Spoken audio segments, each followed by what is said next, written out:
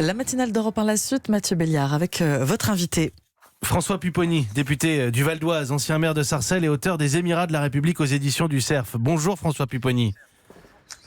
Bonjour. Merci d'être en direct avec nous. Aujourd'hui, Emmanuel Macron est attendu à Mulhouse, en Alsace. Il doit commencer à dessiner sa stratégie de lutte contre le communautarisme, le séparatisme, dit-on désormais. D'ailleurs, c'est ma première question. Elle est d'ordre sémantique. Séparatisme, ce nouveau mot qui arrive dans le débat. Qu'est-ce qu'il implique de nouveau, François Pupponi ? Il implique que l'on veut s'attaquer à ceux qui veulent se séparer de la République. Les communautés ne posent pas forcément des problèmes. Je prends l'exemple de la communauté arménienne. Elle existe, elle revendique sa particularité, mais elle ne veut pas se séparer de la République. On pourrait prendre d'autres communautés. Et donc le séparatisme se met des personnalités, des citoyens qui veulent se séparer de la République, d'où l'intérêt de changer de terminologie. On change la terminologie, je reprends un communautarisme, séparatisme, on a parlé de radicalisme, d'islam politique. Alors le déplacement à Mulhouse n'est pas anodin, c'est là-bas qu'on construit la plus grande mosquée financée par un pays étranger, le Qatar en l'occurrence. Dans ses vœux du 31 décembre, Emmanuel Macron parlait des forces qui minent l'unité nationale. Quelles sont ces forces étrangères de l'intérieur ? Est-ce que vous pouvez nous décrire les acteurs en présence ? Il y a principalement effectivement le Qatar, il y a aussi l'Arabie Saoudite et puis aussi la Turquie, qui sont donc des puissances, des pays qui s'impliquent fortement dans le développement de l'islam en France. Et donc je crois que le président de la République, pour l'avoir dit plusieurs fois, a décidé de s'opposer à cela et de faire en sorte que les puissances étrangères ne viennent pas trop s'impliquer dans la construction de l'islam de France. Le séparatisme implique la prise de pouvoir aussi sur certains territoires. À quoi est-ce qu'on voit cette prise de pouvoir ? Quels en sont les symptômes ? Et là, c'est votre expérience d'élu local qui parle. Ce sont des associations qui se constituent, qui essayent d'occuper tout le champ économique, social, culturel, éducatif. Et puis aussi, ce sont des gens qui se présentent ou qui vont se présenter à des élections. Donc c'est l'avènement d'un islam politique et d'un islam avec une vision très radicale de la manière de pratiquer cet islam qui s'implante un peu partout dans ces territoires avec, pour l'islam politique, la volonté de participer à la vie politique française. Je reprends la une du dernier numéro du Point, communautarisme, ces élus qui ont vendu leur âme. Et dans l'éditorial de François-Olivier Gisbert au début de l'hebdomadaire, on y parle de votre sainte colère, François Pupponi, le témoignage d'un homme de terrain, la progression des islamistes qui prospèrent, notamment grâce à la veulerie des politiques. Alors d'abord, cette connivence, pour pas dire compromission d'élus locaux, c'est quelque chose que vous observez, que vous avez observé, constaté ? Bien sûr, c'est arrivé. Je pense que ça arrivera de plus en plus parce que si l'islam politique prend de plus en plus d'importance, certains, pour conserver leur place ou pour essayer de la gagner, iront pactiser avec ces gens-là. Et effectivement, c'est une des données du problème pour demain.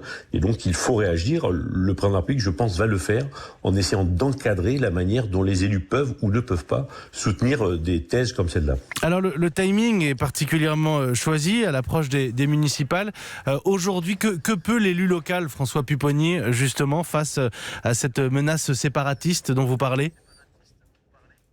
Aujourd'hui, le problème de l'élu local, c'est qu'il est seul. Il essaye de se débrouiller comme il peut refuser, il peut accepter, en tout cas, il n'est pas encadré. Et je pense qu'une des grandes revendications, c'est que c'est la République, c'est l'État qui doit mettre le cadre de ce que l'on a le droit de faire ou de ne pas faire. Tant qu'on laissera les élus locaux seuls devant ce problème, eh bien, ils feront ce qu'ils peuvent. Certains le feront très bien et la grande majorité ne tombe pas dans le pacte, mais certains acceptent de pactiser. Donc, effectivement, il faut un cadre national. Moi, c'est ce que je réclame depuis très longtemps. Mais alors, c'est la question que j'allais vous poser. Que peut faire l'élu local dans le cadre d'un pacte ? Parce que je prends, par exemple, toujours dans ce numéro du Point, les journalistes du Point ont réalisé un petit guide du parfait clientéliste et je reprends quelques éléments. Miser sur l'abstention parce qu'avec la flambée de l'abstention, il suffit de mobiliser une catégorie qui représente 10% de la population pour l'emporter. Travailler la question palestinienne avec des banderoles sur les mairies, Gaza, arrêter le massacre par exemple, soigner l'électorat religieux, faire infuser le discours décolonial. Comment est-ce que, par la loi, par un cadre, on peut empêcher ces éléments-là ?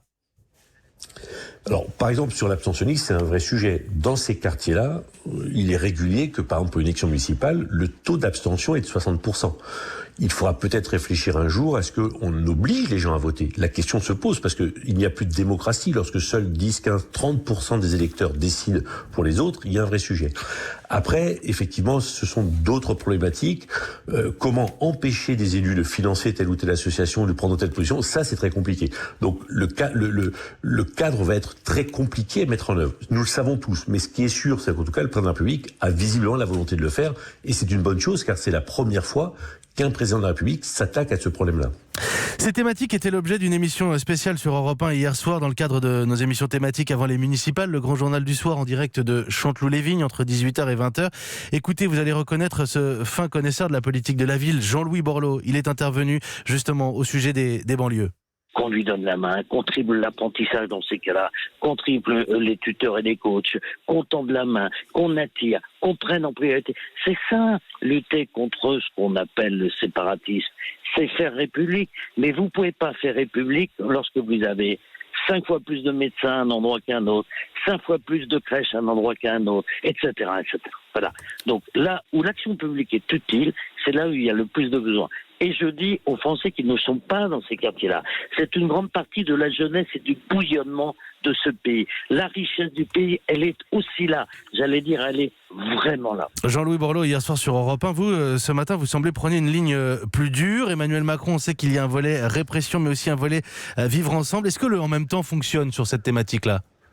Oui, moi je partage tout à fait ce qu'a dit Jean-Louis Borloo. Il faut effectivement des moyens, il faut que la République se réimplante, il faut qu'elle mette des cadres.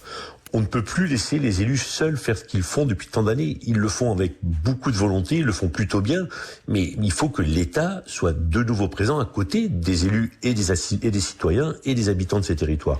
L'État fait les choses, mais il y a un moment où il faut mettre un cadre, car il y a aujourd'hui une nouvelle problématique, c'est l'avènement d'un islam politique. François Pupponi, merci beaucoup d'avoir répondu à nos questions en direct sur Europe 1. Député du Val d'Oise, ancien maire de Sarcelles, je le rappelle, et auteur des Émirats de la République aux éditions du Cerf. En direct ce matin, François Pupponi sur Europe 1.